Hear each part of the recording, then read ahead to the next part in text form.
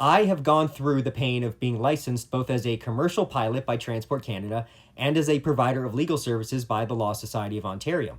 Aviation and law are probably two of the exact professions people think of when they say, obviously, we need licensing. Yet, despite jumping through all those hoops, I still oppose professional licensure both in principle and for practical reasons. Now, to be clear, if the allegations against Jeffrey Wall are true, then yes, what he did was wrong. He was accused of using fraudulent documentation to act as an Air Canada captain without holding a real ATPL. For non-pilots, the ATPL is the Airline Transport Pilot License. It is the highest category of pilot license and is normally required to act as captain on high-capacity passenger aircraft in commercial operation. That matters because fraud is like aggression. It is a violation of the rights of the people who you are contracting with. If you lie to your employer, your passengers, your insurer, or anyone else with a legitimate interest in knowing your qualifications, then you have misrepresented the terms under which people agree to deal with you.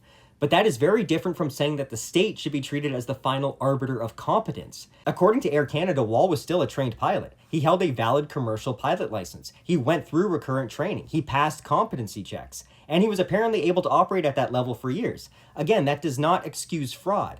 But it does expose the problem with how people think about licensure. People hear unlicensed, and they imagine someone with no skill and no experience and no business being there. But licensure and competence are not the same thing. A license is a legal permission slip. Competence is the actual ability to perform the job, and those two things can overlap, but they are not identical.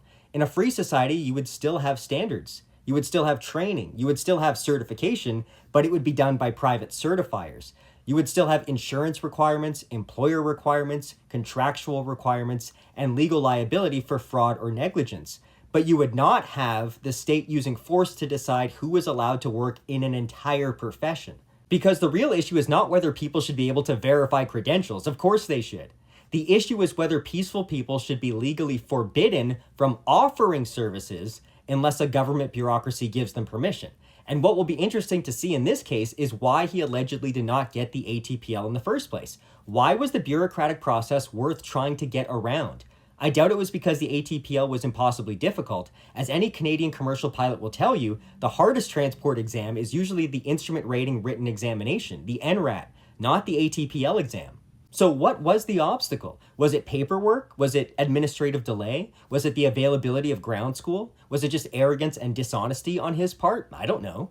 But that is exactly the question people should be asking, because economists have been pointing this out for a long time. Regulatory regimes restrict supply. We saw this controversy years ago with doctors, where skilled medical professionals would immigrate to Canada and then end up doing unskilled labor because limited residency pathways, credential assessments, and regulatory hurdles would not let them practice. When we have concrete examples of people who are competent and yet somehow illegal, that should be a red flag. This is someone whose employer was clearly satisfied with their work. So is licensing really about protecting the public, or is it mostly about protecting incumbent professionals and bureaucratic gatekeepers and the little fiefdoms they control? Is preventing this work really about safety, or is it about making work for lawyers and police and securing the power of the government?